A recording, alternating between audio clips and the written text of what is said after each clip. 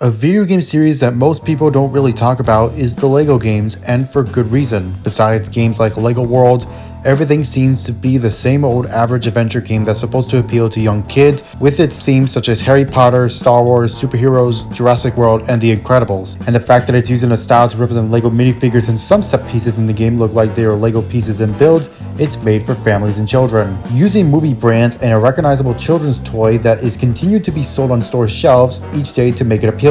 I own LEGO Indiana Jones back on the Wii and or Xbox 360 and the DS port, but because I didn't really have an interest in console gaming back then and pretty stubborn, I didn't really play the games back then. During the pandemic, I got the LEGO Ninjago movie game for free on the PlayStation Store and personally thought it wasn't all that good and is a lackluster action game and only exists to sell a movie based off a brand that only exists in the LEGO world. But in today's episode, we will be discussing LEGO City Undercover. I got this game back on Friday the 13th of 2017, in which my grandparents took me and my brother to Toys R Us when they were still a department store chain, and I got myself the game and a copy of FIFA 18. The copy I got came bundled in with a LEGO helicopter build, but I don't have the thing and it's probably in pieces or rebuilt differently. LEGO City Undercover was originally released for the Wii U on March 18th, 2013, and later on last-gen hardware, including the Nintendo Switch on April 4th, 2017. And I would like to point out that the Switch version of the game came out a month after the Switch launched. I'm pointing this out because of an argument I want to point out in this essay. With all that being said, will this be a game that can break expectations, or it will just be another LEGO game? This is the myth, the legend, Squidward 5, and this is my gaming essay on LEGO City Undercover. And is it any good?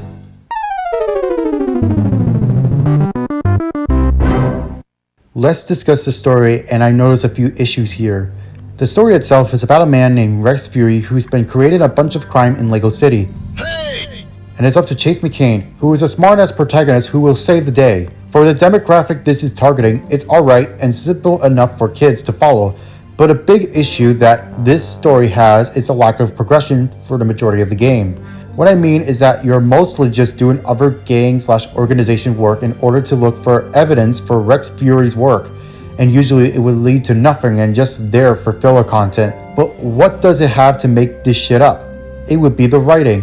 The writing itself is okay at best and has some very kid-friendly humor with some slapstick and over-the-top voice acting. Common jokes they would tell is self-aware humor in that the characters would be like, I'm not going to X, but then do it anyways as a joke. And that's not all. There's a couple of other jokes that did try to make me laugh/giggle, which is telling that the writers have a good sense of humor. As for the characters, you have Chase, who's a smartass. Frank Honey is the comedy relief character that is trying to act stupid. This bitch has no purpose in the story and only gives Chase directions and assistance, and you got your average stereotypes you see in this type of crime police story, like your average boss character who can act like a dick here and there, and there's a Chinese and Italian mafia. At first I thought they shouldn't be there since it's just generic and annoying. Since LEGO is about building and creativity, they could have done more interesting ways of handling them, like make them dinosaurs or clowns, which they use early on. The more I think about this, I think that this is supposed to be a parody of cop films with a LEGO twist and made for kids,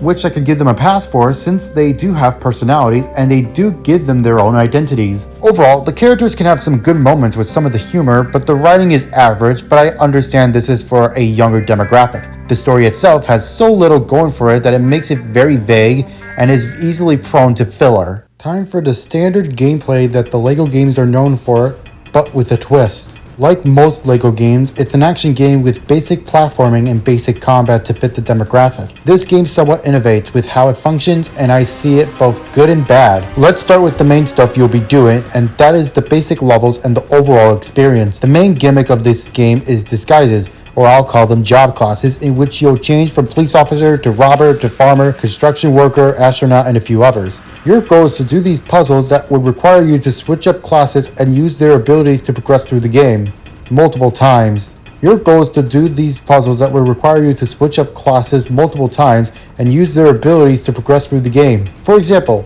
the police officer will allow you to look for clues with your indicator to look for items, while the robber can break down doors and would later get a color gun in which you can change the color in order to move on. Others to take note are the astronaut, in which it would later have the ability to double jump and fly for a short period of time, with a jetpack. Same thing could be said with the farmer, but you would fly with a chicken and would grow crops to climb on. Other things to take note here is that you would sometimes climb on the blue and white Lego pieces to travel up or go one place to another. The stages you'll be going through are basically just the puzzle sections, but you would also fight since the game has combat. It's a very pathetic way to show combat by you only using 3 buttons, and it just feels clunky as all hell. I get that the game is for kids, but it rarely punches and mostly just moves that try to be cool or doesn't want to kill the enemies unless you press A several times and you would arrest them.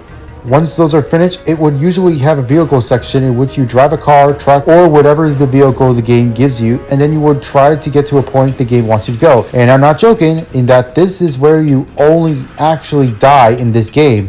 But how if you lose all of your lives, your vehicle would explode and you would have to try again. Not even the combat sections you would die. You would continue the game with full health even if you lost all of your hearts. Afterwards, you would have an open world for you to explore in. It's filled with things to see and do, like use the skills I mentioned to solve puzzles to earn Lego bricks, which are the game's currency, and you would use them to build stuff for Lego City, like areas to locate your car and other fun stuff, like this drop tower. You also have the round pieces, which you can use for buying customization options for your vehicle and cars. It's really cool to see a wonderful creative city that has a personality, even if it's trying to be a generic city with elements from real ones. And you don't just explore the city, but also a spaceport, farm, forest, and mines, which is very nice. As for my own thoughts on this, it has some good ideas, but the gameplay they decided to go with is lackluster and feels very cheap for progression. I understand the job class's purpose, but the game relies heavily on it, which I think isn't good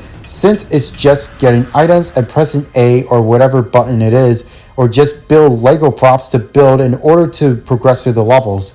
It's not that challenging if you know what you're doing, and it can be boring sometimes. I understand the appeal of the game, but they need to find a way to make the gameplay more engaging so that these classes, or just the chase in general, can thrive in this Lego environment. Overall, the gameplay has good ideas, and for some, they could be nice, but the core ideas and gimmicks are not that good, and some kids might think it's a chore. The performance of this game is god-awful when I played this on Switch. Let's discuss several of these issues.